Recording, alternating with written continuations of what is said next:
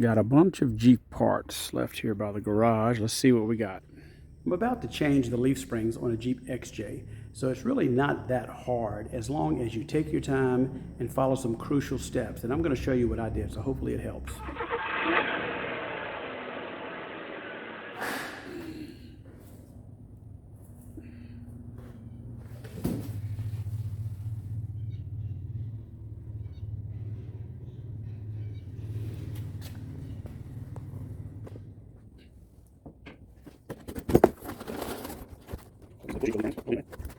And there you go. All right. Shackle bolts, U-bolts, nuts, front bushings, back bushings. Now that all the splash shields are done, that's my next project, those leaf springs. I'm going to do a little bit more in-depth video on that and how I'm going to change these. I've got the Jeep jacked up, soaking in PB Blaster, and it's going to take heat, PB Blaster, and some big breaker bars to get these things off. Stay tuned. Okay, as you can see, I've fully installed this one. I'm going to give you some step-by-step instructions. So the very first thing you want to do is to jack up your Jeep and support it from the unibody frame rails. And have the axle hang down and put a support jack under the pumpkin or the differential. The next thing you want to do, and this is the most important, is you want to take a propane or MAP gas torch and you want to heat up this back bolt right here until it's smoking hot.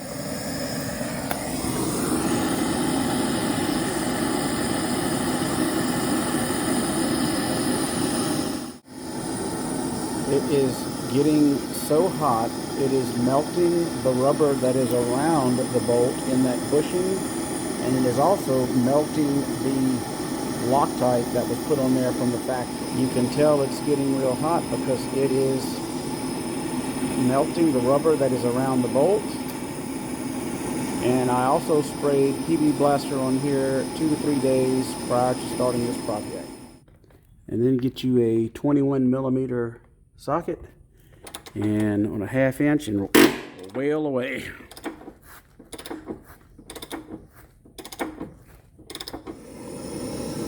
And just when you think you got it enough heat, give it some more heat. And don't be stupid, don't blow yourself up. The gas tank is right there.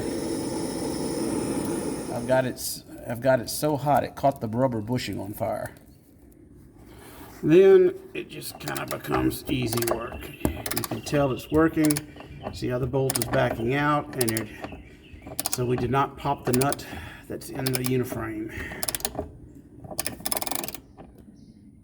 All right, once you get the bolt start coming out, the little trick is to put a pickle fork on it and press it.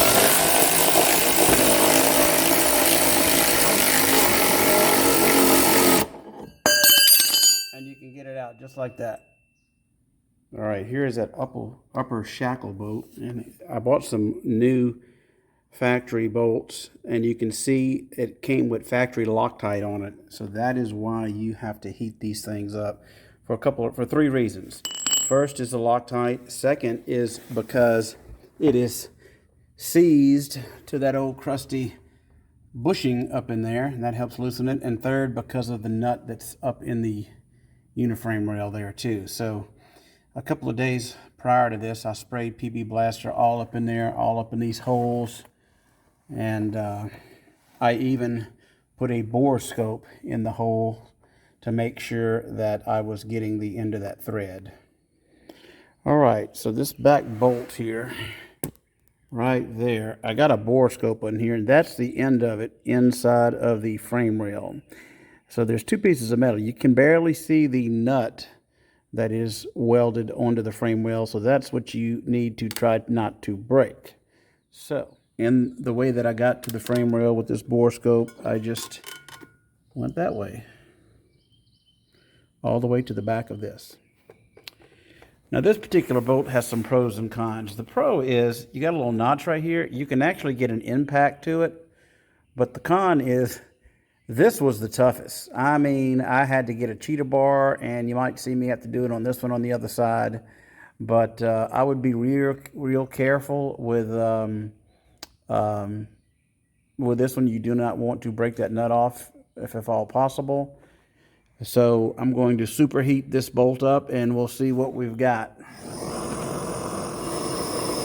As you can see, it is becoming superheated. The rubber bushing is starting to smoke, which is what you want.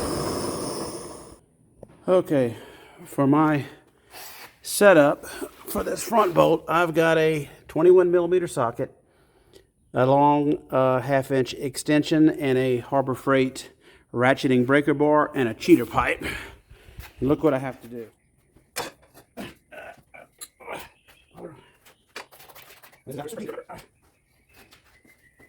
You're going to be doing this for a while, but it's working.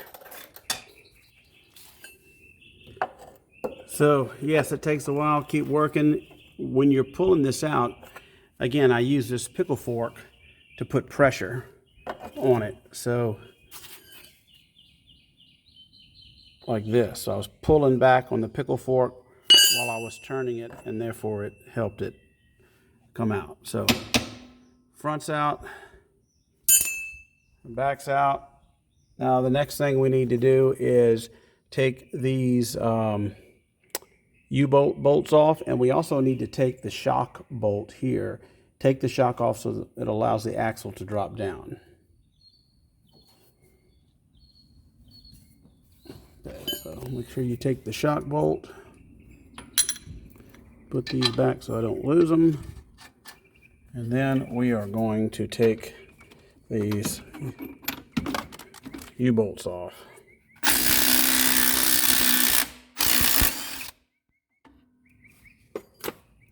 And in order to get to this bolt right here, I'm going to pull this rear sway bar bushing off at this bolt here. Then you lower the jack, and these might stick. You can see they're coming out. You just beat them like that, and it's all the way out. And the only thing that's holding it is a little nub under here. If you pick up, it'll probably come off, you see. There we go. This is what it looks like when we're done. You want to clean those threads out as much as you can while you're in there. Take care of any rust if you've got any issues there. Take care of any rust on this axle plate here. And the same goes for back up in here. So we'll take care of that. There's the old one. And another part of this job you want to remember is always replace your U-bolts. And it has to do with stretching and other things, and you don't want your axle coming off your car. And these are the Crown factory replacements. They're not Mopar, but they are made in the USA to factory specs. That's the number there. And as you can see, this is a direct replacement. And I'll get your nuts too. These are the part numbers of the nuts. They were Crown, also from Quadratec. Also be very careful when you order these U-bolts. There are specific ones for the 8 1/4 inch rear end, and specific to the year. I made a mistake and just clicked something and ordered the wrong one. So make sure that it shows 8 1/4 rear end. I think the ones for the Dana 44 are the same. I also painted them for extra rust protection. So we're going to go over here. As you see, this is one of the new leaf springs. Got the bushings here. I'm going to show you how I press them in. Okay, when you're buying springs, a lot of times they will have a specification listed as a spring arch. So what you can do to measure that arch, you take a string and you just tie it from bushing to bushing, and then measure the distance from the bottom of the spring up to that. I'm not sure that does any good, because when you buy lifts and stuff, if I go to buy this, they're not going to, nobody will commit to how high this is going to lift your Jeep, because I guess every Jeep is, you know, is different based on weight and other things. So anyway, these are stock replacement, stock heavy duty replacements. So if you had a factory tow, a factory towing package, then it would have had something similar to this. That's what I got. So these are the Crown Automotive 52000-707. So the first thing I'm going to do is I'm going to use some of this Staplex Premium Red Grease, and I'm going to grease the inside of each of these holes to make it the slide in a little easier. So the first thing I'm going to do is I'm going to use some of this Staplex Premium Red Grease, and I'm going to grease the inside of each of these holes to make it the slide in a little easier.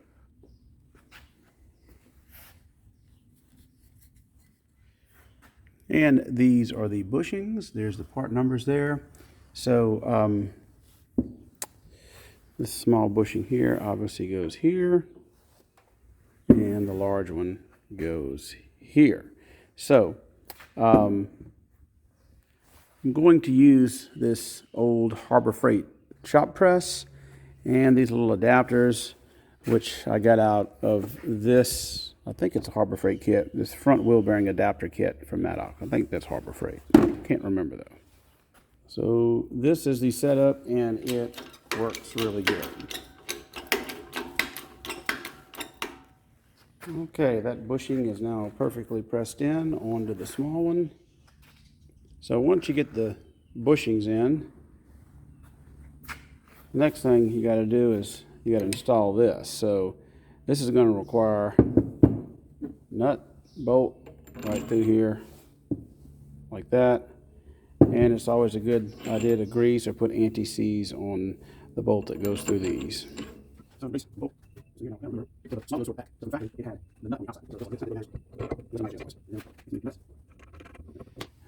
Now, for those of you that live up in the Rust Belt, it might be a good idea to spray some of this surface shield, or even paint, or even fluid film up in the areas that you're not going to be able to get to. For instance, these little cavities where the shackle and where the bushings go.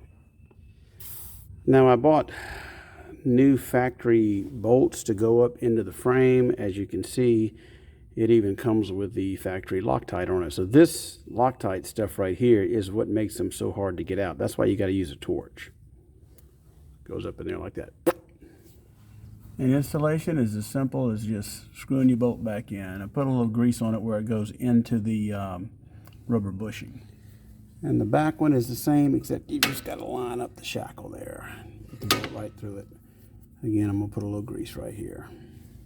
All right, once you get your bolts in, then you've got to make sure that this pin right here, you see it under there? That pin right there, lines up with this hole. And sometimes you can't get it to do it, you know, because I'm moving it back and forth, but you can take a ratchet strap and put it on the frame, which I may have to do, and I'll show you. I didn't have to use a ratchet strap, but if you did, all you got to do is hook one to the frame under there to the axle, and you can pull it either way. So the next step is put your U-bolts. Again, you want to use new U-bolts. Put your plate, and again, they want to use new U-bolts because they stretch. So everybody recommends using it. And be careful on for this brake line here. This brake line on the passenger side, the U-bolt goes underneath it. And don't do what I almost did. I almost forgot the perch for the sway bar. If you're going to put the sway bar back, that goes right there. And before you torque anything down, put your sway bar bolt back in. Now that I got everything bolted, then and installed, nothing's torqued down. So what I'm going to do is I'm going to raise the axle up and put all the weight just on the axle and torque the U-bolts down, because you want to torque everything down with it fully loaded and fully weighted, because it's easier to get to the U-bolts because of the tire. Then I'll put the tires on, lower it, and then I'll torque the end bolts. That's what I'm going to do. Ooh, I almost forgot. Don't forget your shock bolt right there. These U-bolts are tightened to 55 foot-pounds, and I've found out you need to hold off on putting the sway bar bushing bracket back so you can get to those bolts. Okay, now that I got the tires on it and it's on its own weight, the bolts that bolt into the chassis are 115 foot-pounds, and the one on the bottom of the shackle on the back is, I think, 80. So we're going to go ahead and do these to 115.